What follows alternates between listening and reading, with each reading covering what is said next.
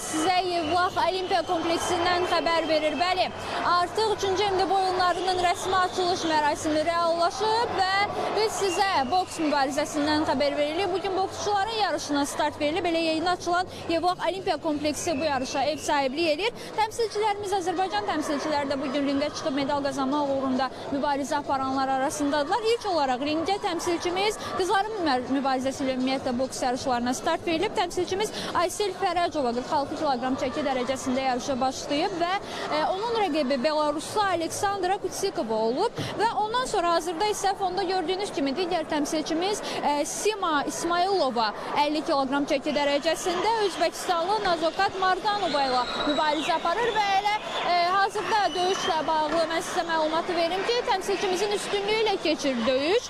Bundan sonra isə qeyd edim ki, bu 4-1 final mübarizəsidir. Bundan sonra isə təmsilçilərimizdən Cəmilə Müradlı ilə qızların mübarizəsinə yekun vurulacaq. O da 4-1 finalda yarışacaq və qalib gələcəyi təqdirdə medalı özü üçün təmin etmiş olacaq və daha sonra oğlanların yarışı başlayacaq. 54 kiloqram çəki dərəcəsində Sadiq Musayev ringə çıxacaq. Onun rəqibi Özbəkistanlı Bekruzcan Raftalxayev olacaq.